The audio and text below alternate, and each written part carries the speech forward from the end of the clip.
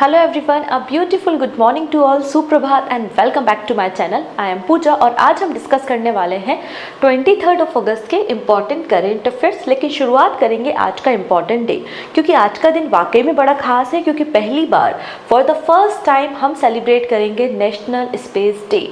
यहाँ पे government of India ने कहा था कि 23 अगस्त को एवरी ईयर हम नेशनल स्पेस डे मनाएंगे। रीज़न क्या था? क्योंकि 23 अगस्त को ही हमारी कंट्री का विक्रम लैंडर पहली बार चंद्रमा के सरफेस पे लैंड करता है। तो आप देख पाएंगे the government of India announced 23 August as a national space day to mark the landing of Vikram lander of the Chandrayaan 3 mission on the moon's south pole। तो चंद्रमा के साउथ पोल पे विक्रम लैंडर ने लैंड किया था। यहाँ पर India 4th number की कंट्री है पूरे वर्ल्ड में जिसने यहाँ पे सॉफ्ट लैंडिंग करवाई थी चंद्रमा की सरफेस पे। तो India become the 4th country after the Soviet Union, USA and China to land a rover on the moon surface. ठीक है, और पहली कंट्री है जिसने चंद्रमा की साउथ पोल पर लैंडिंग कराई थी। तो ये बात भी आपको याद रखनी है ना। बात कर लेते हैं अबाउट द थीम। तो यहाँ पर नेशनल स्पेस डे जो कि पहला एडिशन इस साल हम सेलिब्रेट कर रहे हैं, इसकी थीम क्या है? Touching lives while touching the moon, India's space saga. ये आपको यहाँ पर थीम देखने को मिल जाएगी। उसके बाद जब यहाँ पर प्रॉपर लैंडिंग हो गई थी, उसके बाद गवर्नमेंट ऑफ इंडिया ने ये जो लैंडिंग साइट है उसका नामकरण भी किया था। The government of India later rename the place where the Vikram lander landed as a Shiv Shakti point. क्या नाम है? शिव शक्ति पॉइंट। अगर हम चंद्रयान 3 के बारे में थोड़ी सी बातें करते हैं तो इसरो का मिशन था। इसको श्री हरिकोटा से आंध्र प्रदेश से इसको लॉन्च किया गया था 14 जुलाई 2023 को। GSLV Mark 3 LVM-3 की मदद से इसको लॉन्च किया गया था, जिसमें आपको एक लैंडर विक्रम और रोवर प्रज्ञान देखने को मिलते हैं। ओके, चलिए अब बात करेंगे कुछ इंपॉर्टेंट पर्सन जो न्यूज़ में है। उसके बाद हम बात करेंगे स्टेट न्यूज़ पे। आज हमें कुछ बैंकिंग न्यूज़ भी देखनी है क्योंकि कुछ इंपॉर्टेंट अपडेट्स आए हुए हैं, वो देखेंगे। इसके बाद हम बात करेंगे पीरियोडिक लेबर फोर्स सर्वे के बारे में, जिसका Q2 बुलेटिन अभी रिसेंटली लॉन्च किया गया है। एंड लास्ट में होंगे कुछ MCQ। एक क्वेश्चन ऑफ द डे भी है जिसका आंसर आप मुझे कमेंट सेक्शन में बता सकते हैं। तो ये है बेसिकली आज का हमारा टॉपिक ऑफ डिस्कशन। तो पहले पर्सन जो न्यूज़ में है उनका नाम है राजेश नंबियार। राजेश नंबियार कॉग्निजेंट के इंडिया हेड हैं और इन्होंने रेजिग्नेशन दे दिया है। क्यों रेजिग्नेशन दे दिया है? To become the NASSCOM president. ऐसा नहीं है कि पहली बार नेस्कॉम के प्रेसिडेंट बन रहे हैं। In 2023 he was elected as the chairman of the NASSCOM. तो नेस्कॉम के चेयरमैन ऑलरेडी ये रह चुके हैं। नेस्कॉम के एग्जीक्यूटिव काउंसिल में भी इन्होंने काम किया है और अभी नेस्कॉम के प्रेसिडेंट की पोजीशन के लिए इन्होंने कॉग्निजेंट इंडिया के हेड की पोजीशन से इस्तीफा दे दिया है, रेजिग्नेशन दे दिया है। तो Nambiar is set to succeed Devjani Ghosh. तो देवजनी घोष को ये सक्सीड करेंगे the current president whose term expire in November 2024। तो नवंबर 2024 में देवजनी घोष जो कि प्रेसिडेंट है अभी नेस्कॉम के, इनका टेन्योर कंप्लीट हो जाएगा। एंड नेस्कॉम के न्यू प्रेसिडेंट कौन होंगे? राजेश नंबियार होंगे। अगर हम नेस्कॉम का फुल फॉर्म देखेंगे तो एक बिजनेस लॉबी है ये। यहाँ पर आप देखेंगे national association of software and service companies. 1988 में इसका फॉर्मेशन किया गया था और न्यू दिल्ली में इसका हेड ऑफिस आपको मिल जाएगा। नेक्स्ट बात करेंगे, यहाँ पर एक रिपोर्ट पब्लिश हुई है जिसमें टॉप या हाईएस्ट पेड बैंक सीईओ की लिस्ट पब्लिश की गई है इन FY23।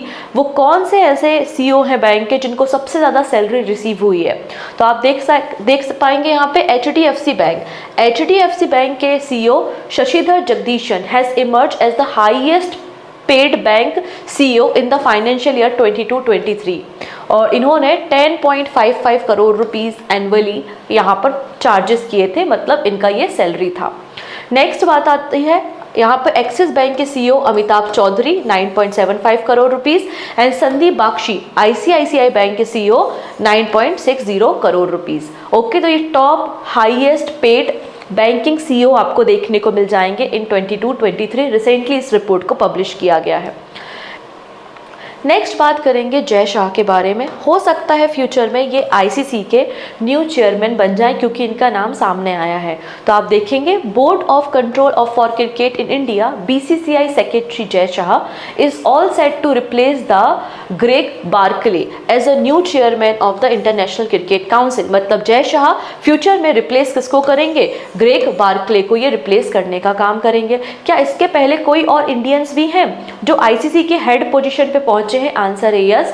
अगर आप देखेंगे जगमोहन दालमिया, शरद पवार, एन श्रीनिवासन एंड शशांक मनोहर, ये कुछ इंडियंस हैं जो आईसीसी के चेयरमैन की पोजीशन पे पहुंच चुके हैं। अगर जय शाह आईसीसी के चेयरमैन बन जाते हैं तो ये यंगेस्ट चेयरमैन होंगे आईसीसी के। ठीक है, चलिए नेक्स्ट अपॉइंटमेंट के बारे में बात करते हैं। यहाँ पर आप देख पाएंगे एक कमेटी का फॉर्मेशन, एक नेशनल टास्क फोर्स का फॉर्मेशन किया गया है।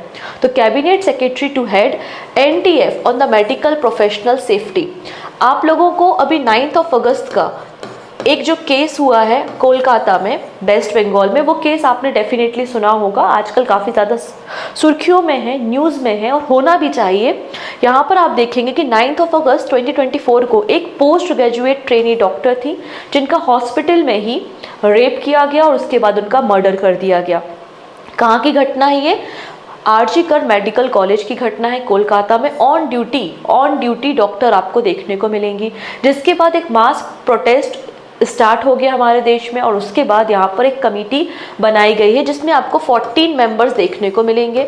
ठीक है, और ये कमेटी क्या करेगी? एक ड्राफ्ट रेडी करेगी for the safety of medical professionals. जो भी मेडिकल स्टाफ, नर्सेज, डॉक्टर हैं, ऑन ड्यूटी डॉक्टर हैं, हॉस्पिटल में काम करते हैं, तो उनकी सेफ्टी को इंश्योर करने के लिए इस ड्राफ्ट को बनाया जाएगा। तो आप देखेंगे ministry of health and family welfare government of India has issued an office order on the constitution of 14 member national task force by the Supreme Court, and the office order issued by the ministry on 21st of August 2024 appointed cabinet secretary Rajiv गाबा। तो राजीव गाबा को यहाँ पे chairman बनाया गया है इस national task force का। अगर इसके पीछे की थोड़ी सी और कहानी देखेंगे तो जब ये प्रोटेस्ट स्टार्ट हुए थे तो उस समय यहाँ पर हमारे जो सुप्रीम कोर्ट है, सुप्रीम कोर्ट ने सुओ मोटो स्टार्ट किया था। सुओ मोटो का क्या मतलब है? सेल्फ संज्ञान करना। मतलब कोई केस है, उस केस के बारे में अगर वो खुद सुनवाई करना चाहते हैं, एक्शन लेना चाहते हैं, तो सुप्रीम कोर्ट के पास अथॉरिटी होती है।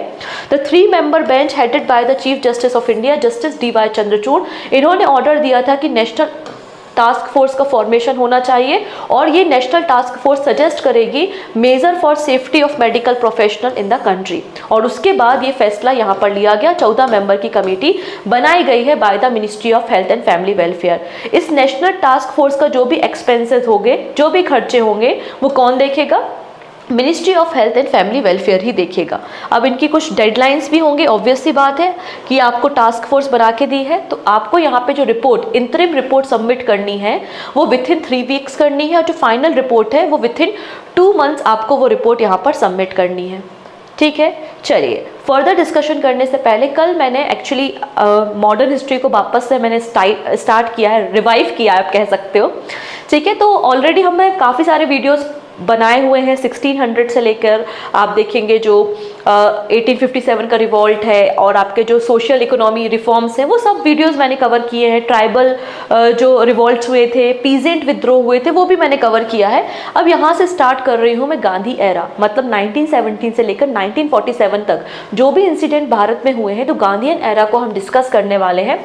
और कल मैंने एक जस्ट पार्ट 1 लिया था कि किस तरीके से एक लॉयर, महात्मा गांधी जी किस तरीके से एक लॉयर थे, वो साउथ अफ्रीका जाते हैं और साउथ अफ्रीका से जब लौटते हैं तो वो एक किस तरीके से एक हीरो बन के लौटते हैं।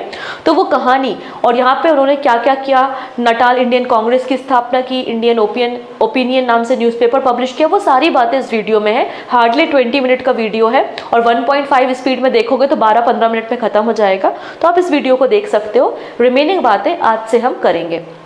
इसके अलावा अभी बैंकिंग एस्पिरेंट्स के लिए है, स्पेशली बैंकिंग एग्जाम्स स्टार्ट हो चुके हैं और उनके लिए यहाँ पर एक मैगजीन मैंने लॉन्च की है जिसमें मार्च मंथ से लेकर जुलाई मंथ तक की बैंकिंग एंड इकोनॉमी न्यूज़ को कवर किया है। तो आप इसको डाउनलोड कर सकते हैं एप्लीकेशन से। सिंपली प्ले स्टोर पे जाना, पूजा जैन क्लासेस एप्लीकेशन को सर्च करना, उसे डाउनलोड करना और वहाँ से आपको ये मैगजीन मिल जाएगी, ठीक है। और PYQs, अगर इकोनॉमी के PYQ डाउनलोड करने हैं, हिस्ट्री के PYQ डाउनलोड करने तो वो भी प्ले स्टोर में आप जाके एप्लीकेशन डाउनलोड करके एप्लीकेशन से डाउनलोड कर सकते हैं। और यहाँ पे डेली करंट अफेयर्स की PDF भी मिल जाएगी। डेली करंट अफेयर्स की PDF आपको टेलीग्राम पे भी मिल जाएगी, तो टेलीग्राम भी ज्वाइन कर सकते हैं। ओके है जी। तो जल्दी से एक काम कर दो, मेरा छोटा सा वीडियो की लिंक को शेयर कर दो अपने फ्रेंड्स के साथ, वो सारे फ्रेंड्स जो किसी भी वनडे एग्जाम की प्रिपरेशन कर रहे हैं। एंड चैनल को सब्सक्राइब कर दो अगर पहली बार चैनल पे आप आ रहे हैं। चलिए अब बात करते हैं यहाँ पर CEAT क्रिकेट अवार्ड 2024 के बारे में। CEAT Cricket Award is one of the most prestigious award in cricket and it honored the exceptional performance of the cricketer worldwide। अगर इस अवार्ड के बारे में बात करें तो इस अवार्ड को स्टार्ट किया गया था इन 1995-96 and it is sponsored by the RP Goenka group company CEAT tyres. अब यहाँ पे आप लोगों को कुछ क्रिकेटर्स के नाम देखने को मिल रहे हैं जिनको अवार्ड मिला है।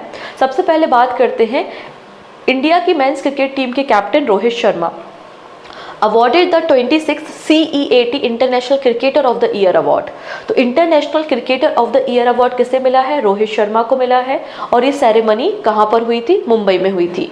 विराट कोहली को भी कोई अवार्ड मिला है? आंसर है यस। आप देखेंगे men's ODI batter of the year award Virat Kohli को मिला है, वही men's ODI bowler of the year award Mohammed Shami को मिला है। तो ये बैटर ऑफ द ईयर और ये बॉलर ऑफ द ईयर है। इसके अलावा life time achievement award Rahul Dravid को दिया गया है। फिर बात करते हैं टेस्ट मैच कैटेगरी में, तो best batter in the test match category Yashasvi Jaiswal को और best bowler in the test category Ravichandra Ashwin को मिला है। बाकी मैंने यहाँ पे ODI तो आपको डिस्कस कर ही दिया है। नेक्स्ट है performance in the domestic cricket, तो ये क्रिकेटर ऑफ द ईयर है साई किशोर। साई किशोर को दिया गया है जो कि तमिलनाडु से बिलोंग करते हैं।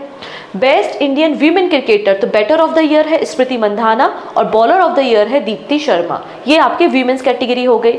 इसके अलावा एक स्पेशल अवार्ड भी मिला है excellence in the sport administration, ये BCCI के सेक्रेटरी जय शाह को दिया गया है। यहाँ पर आपको 3 स्पेशल जूरी अवार्ड कह सकते हो या स्पेशल रिकॉग्निशन अवार्ड भी कह सकते हो। Most matches as a captain in the women's T20 history किसको मिला है? हरमनप्रीत कौर को मिला है। Outstanding leadership in the Tata IPL, अभी IPL हुए थे, श्रेयस अय्यर को। And fastest double century in the women's test match Shafali Verma को। तो ये आप लोगों के कुछ अवार्ड्स हैं जो रिसेंटली डिस्ट्रीब्यूट किए गए।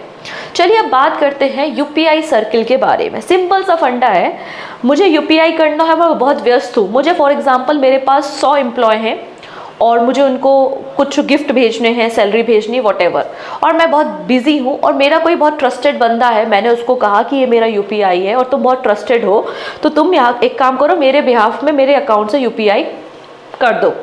तो मतलब मैं अपने अकाउंट को किसी दूसरे बंदे को दे सकती हूँ उसको एक्सेस करने के लिए, ट्रांजेक्शन करने के लिए। यही फीचर है आपका UPI सर्कल, सिंपल सा, ठीक है। तो NPCI, UPI से रिलेटेड जो भी काम होते हैं वो NPCI करता है, क्योंकि बच्चों का काम तो पेरेंट्स ही करेंगे ना भाई। UPI बच्चा है, पेरेंट है उसका NPCI। तो national payment corporation of India has unveiled a new feature called the UPI circle on the unified payment interface platform and allow primary UPI account holder to securely delegate payment responsibility to the trusted secondary user। मतलब यहाँ पर एक single UPI account को multiple user access कर सकते हैं। ये facility आपको UPI सर्कल में देखने को मिल जाएगी। मतलब मैं एक बार में 5 सेकेंडरी यूज़र्स को हायर कर सकती हूँ कि आप मेरा UPI यूज़ करो। मतलब एक single UPI multiple person use कर सकते हैं। एक प्राइमरी होगा, बाकी सारे क्या होंगे? सेकेंडरी होंगे, ठीक है। ये बात यहाँ पे मेंशन की गई है, तो आप देखेंगे this feature aims to enhance convenient and the security in the digital transaction by enabling primary user to link their UPI account with a secondary user who can then make payment on their behalf within predefined limit। ठीक है, उसमें आपको limit भी mention होगी, time भी mention होगा, ठीक है, वो भी हम यहाँ पे देखेंगे। तो UPI circle delegate payment is a feature where UPI user मतलब primary can establish a secure link with trusted secondary user on their UPI app for partial और द फुल पेमेंट डेलीगेशन। यहाँ पे दो ऑप्शन है, partial authority या फिर full authority, उसको भी हम देखेंगे। तो प्राइमरी यूजर मतलब मैं, अकाउंट होल्डर जो है वो प्राइमरी यूजर है जिसके पास पूरा इनिशिएशन है, पूरा कंट्रोल है। सेकेंडरी यूजर क्या कहलाता है? कोई भी ट्रस्टेड इंडिविजुअल जिसपे प्राइमरी यूजर ट्रस्ट करता है वो उसको पार्शियल या फुल एक्सेस दे सकता है अपने अकाउंट का फॉर मेकिंग पेमेंट्स। अब यहाँ पे जैसे कि टाइप ऑफ डेलीगेशन है फुल एंड पार्शियल। फुल का मतलब क्या है कि जो सेकेंडरी यूजर है उसको आपने एक बार अथॉरिटी दे दी, एक बार लिमिट को सेट कर दिया, उसको बार बार अप्रूवल की जरूरत नहीं है, आपने उसको बोला, उसने ट्रांजेक्शन्स को कर दिया। लेकिन यहाँ पे पार्शियली डेलीगेशंस को क्या है, बार बार यूपीआई पिन की जरूरत होती है। आपने फुल अथॉरिटी नहीं दी है, आपने एक बार अथॉरिटी दी कि आप पेमेंट कर दो ऑन बिहाफ ऑफ मी, लेकिन सेकेंड टाइम आपको यूपीआई पिन की रिक्वायरमेंट होगी। नेक्स्ट बात करते हैं गाइडलाइंस। तो गाइडलाइंस क्या है? पहली गाइडलाइंस है UPI app must provide independent user journey for both primary and secondary user. इसके अलावा सिक्योरिटी प्रोटोकॉल मैंडेटरी है, जो सेकेंडरी यूजर होगा उसको बायोमेट्रिक होना बहुत ज़्यादा मैंडेटरी है। नेक्स्ट क्या बात बोली है कि जो प्राइमरी यूज़र है वो अप टू 5 सेकेंडरी यूज़र्स को यहाँ पे अथॉरिटी दे सकता है, लेकिन जो सेकेंडरी यूज़र है वो यहाँ पर उसका केवल एक ही प्राइमरी यूज़र हो सकता है। ऐसा नहीं कि मैंने राम को बोला कि तुम मेरा ट्रांजैक्शन कर दो और राम ने श्याम का भी ट्रांजैक्शन कर दिया, मेरा भी ट्रांजैक्शन कर दिया, ऐसा नहीं। सेकेंडरी यूज़र के पास एक ही प्राइमरी यूज़र होगा, लेकिन एक प्राइमरी यूज़र के पास 5 सेकेंडरी यूज़र हो सकते हैं। तो primary user can delegate up to the 5 secondary user while a secondary user can only accept delegation from the 1 primary user. इस बात को यहाँ पे याद रखना। नाउ बात करते हैं फुल डेलीगेशन के लिए लिमिट। तो मंथली लिमिट 15,000 रुपीज़ की है और पर ट्रांजेक्शन की जो लिमिट है वो 5,000 रुपये सेट की गई है, ठीक है। और यहाँ पे during the initial 24 hours cooling period a daily transaction limit of 5,000 rupees is enforced. तो यहाँ पे 5,000 रुपीज़ यहाँ पे अभी फिलहाल के लिए, मंथली लिमिट 15,000 रुपये होगी। नेक्स्ट बात करते हैं आरबीआई। मैं आपको सजेस्ट करूंगी आप लोग भी यार जनरल अवेयरनेस पढ़ ही रहे हो, बैंकिंग एस्पिरेंट अगर आप हो तो बिल्कुल आपको भी ये फ्री ऑफ कॉस्ट है, इस क्विज में पार्टिसिपेट करना चाहिए, ठीक है। रजिस्ट्रेशन स्टार्ट हो चुके हैं, आई थिंक 9 सितंबर तक रजिस्ट्रेशन है। So RBI launch nation wide RBI 90 quiz for the under graduate. तो रिजर्व बैंक ऑफ इंडिया ने रिसेंटली अभी जो 90 year of anniversary RBI celebrate कर रहा है, इसलिए उन्होंने आरबीआई 90 क्विज को लॉन्च किया है फॉर द अंडर ग्रेजुएट, ठीक है, जिसमें आपको जो सिंपल क्वेश्चन, जनरल नॉलेज के क्वेश्चन यहाँ पे मल्टी लेवल कंपटीशन में पूछे जाएंगे। मतलब आपका पहले जोनल लेवल पे कंपटीशन होगा, जो विनर होगा वो स्टेट लेवल पे पार्टिसिपेट करेगा, जो स्टेट लेवल का विनर होगा वो नेशनल लेवल पे पार्टिसिपेट करेगा, और जनरल नॉलेज के इसमें क्वेश्चंस आपको देखने को मिल जाएंगे। अगर प्राइज मनी का देखी जाए तो अप टू 10 लाख रुपीज़ तक की प्राइज मनी है। अगर कोई नेशनल लेवल के कॉम्पिटिशन को जीतता है तो फर्स्ट पर्सन को 10 लाख रुपीज़, सेकेंड को 8 लाख रुपीज़ एंड थर्ड को 6 लाख रुपीज़ दिए जाएंगे।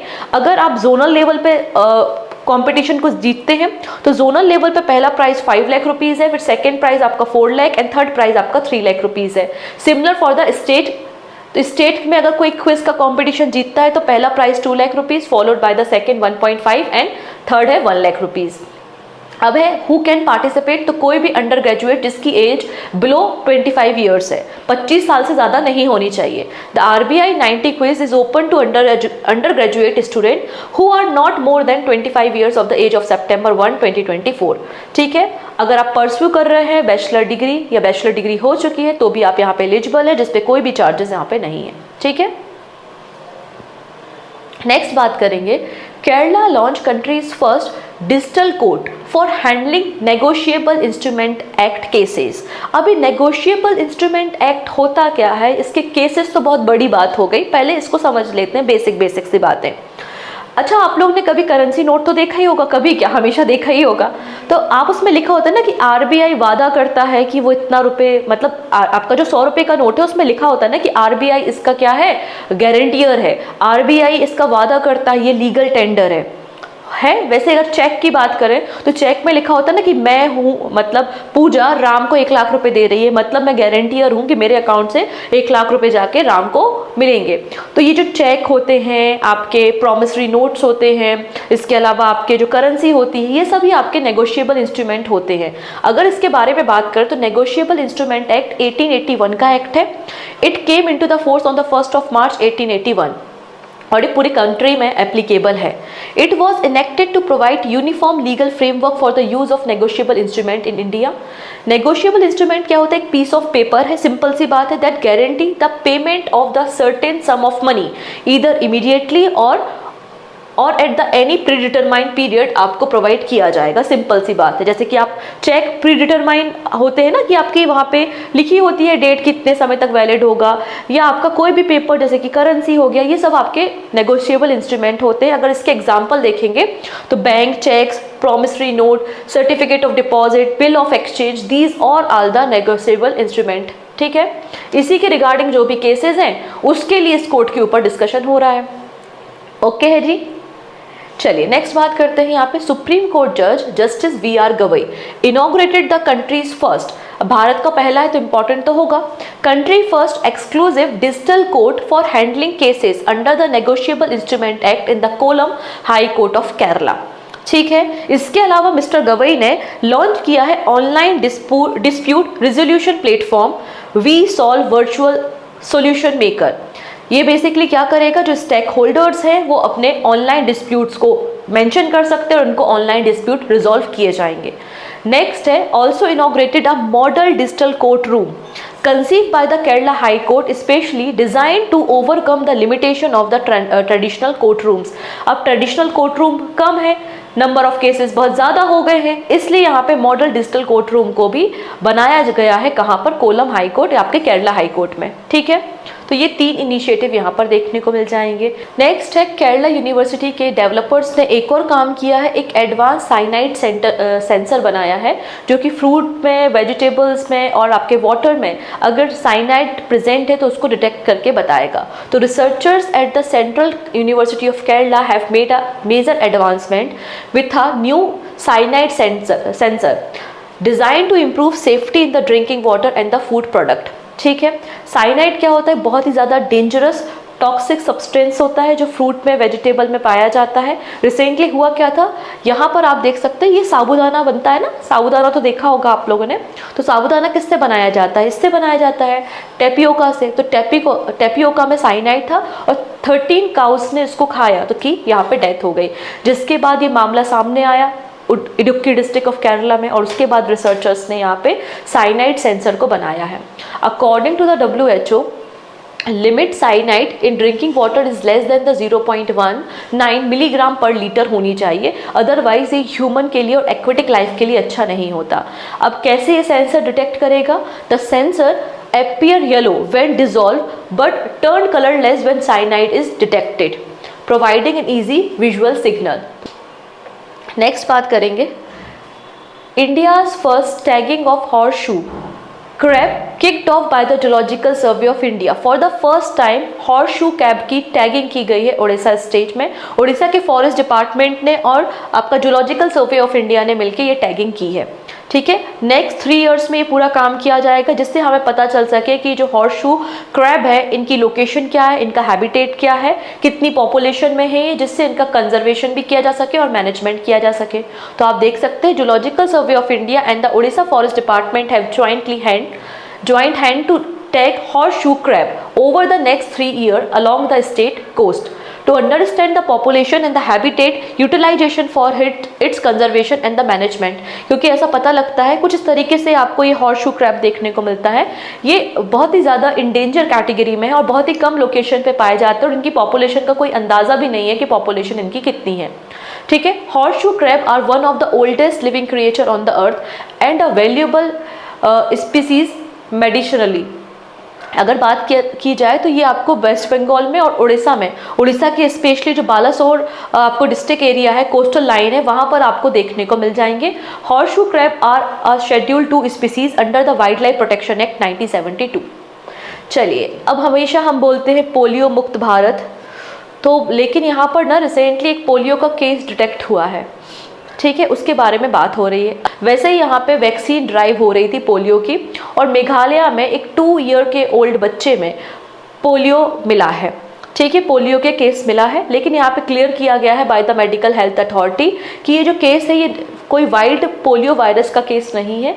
ये बच्चा जो है वो इंडिविजुअल, उसकी लो इम्यूनिटी है, इसलिए वायरस इसमें डिटेक्ट किया गया है। ये बात यहाँ पे इंफॉर्मेशन दी गई है। तो पोलियो एक वायरस से होने वाली बीमारी होती है।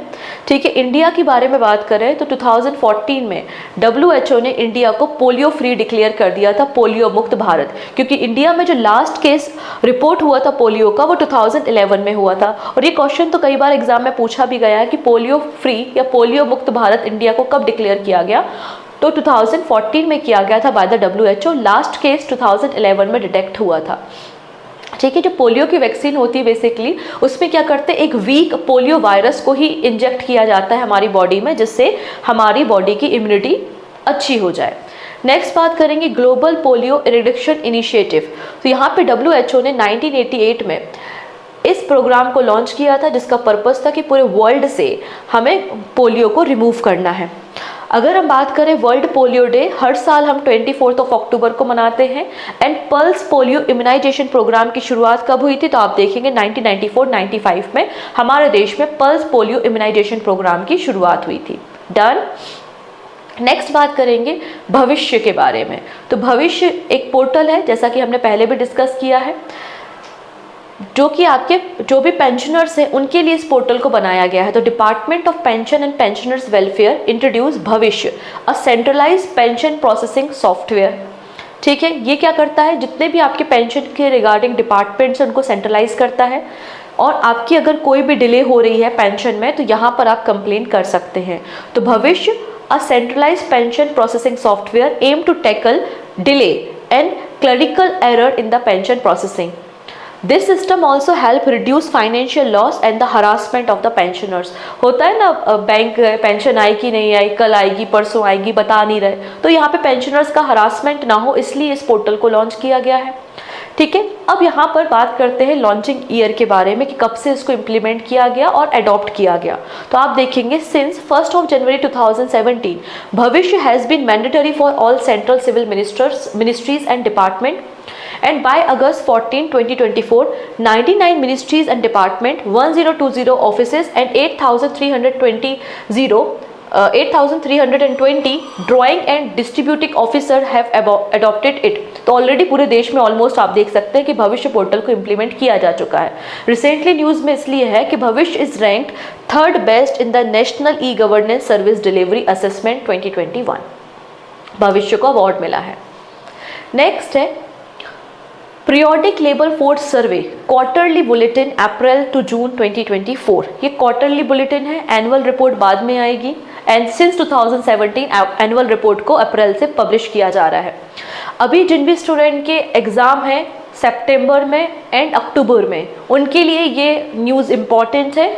जिन लोगों के एग्ज़ाम अगर आप देखेंगे दिसंबर में जा रहे हैं या फिर नेक्स्ट ईयर जा रहे हैं, तो वो लोग इस न्यूज़ को स्किप कर सकते हैं। ठीक है, चलिए। लेकिन हाँ, जो बैंकिंग एस्पिरेंट हैं और अदर एग्जामिनेशन में अपीयर होने वाले हैं और अभी सितंबर अक्टूबर में, तो उनके लिए बड़ा इंपॉर्टेंट है ये। हम बात करेंगे ministry of statistics and the programme implementation has recently released periodic labour force survey. इस पीरियोडिक लेबर सर्वे में बेसिकली अप्रैल जून 2024 को कंपेयर किया गया है अप्रैल जून 2023 से। And it provides critical insight into the labor market trend in the urban area for individual age 15 year and above। कोई भी individual जो अर्बन एरिया में रहता है, 15 साल या उसके ऊपर है, तो यहाँ पे अनएम्प्लॉयमेंट रेट कैसा है, वर्कर पॉपुलेशन कितनी है, वो सारी बातें इस रिपोर्ट पे पब्लिश की गई हैं। सबसे पहले बात करेंगे लेबर फोर्स पार्टिसिपेशन रेट।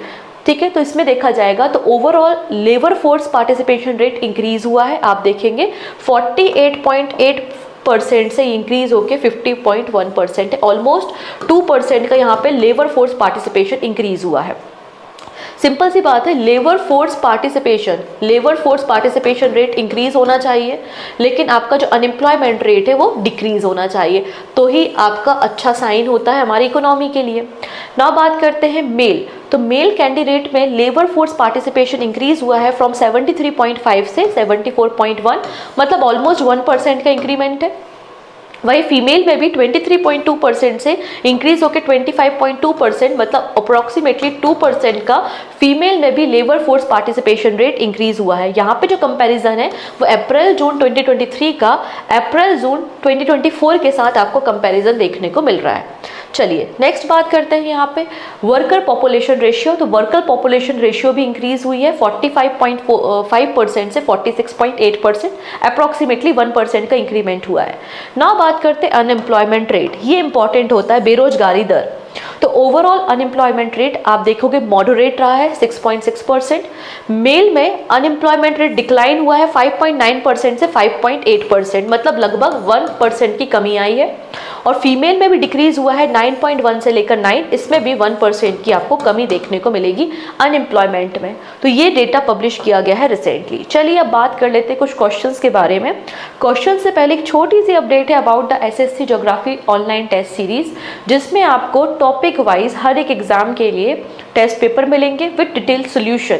आप इसे एप्लीकेशन से जाके इनरोल कर सकते हैं, ठीक है। पूजा जैन क्लासेस आप सर्च कर लीजिएगा, जिसमें आपको 30 पेपर्स मिलने वाले हैं। नेक्स्ट है in August 2024 who has assume the charge of secretary of DPIIT, मतलब department for promotion of industry and internal trade. हमने रिसेंटली इस पर डिस्कशन किया था, ठीक है। चलिए आंसर करेंगे। चलो इसको ऐसा देख लेते हैं, IIT। अगर IIT अगर आपको जाना है तो बहुत तपना पड़ेगा ना, भट्टी में तपना पड़ेगा, तभी तो आप IIT पहुंच पाओगे ना, क्योंकि one of the prestigious universities and colleges है ये पूरे वर्ल्ड की। तो आंसर क्या हो जाएगा, अमरदीप सिंह भाटी या भाटिया, ठीक है, option D Bhatia, option D. इसके अलावा आपको यहाँ पे कुछ और न्यू अपॉइंटमेंट है और बहुत इंपॉर्टेंट अपॉइंटमेंट है, प्लीज़ इनको आप याद कर लेना, ठीक है। जैसे कि फॉरेन सेक्रेटरी विक्रम मिस्री है और इन्होंने विनय मोहन क्वात्रा को रिप्लेस किया है। कैबिनेट सेक्रेटरी TV सोमनाथन है और ये बहुत जल्दी रिप्लेस करेंगे राजीव गौबा को। फिर होम सेक्रेटरी आप देखेंगे गोविंद मोहन और ये रिप्लेस करेंगे अजय कुमार भल्ला को। चलिए अब इसको आंसर करने की कोशिश करेंगे।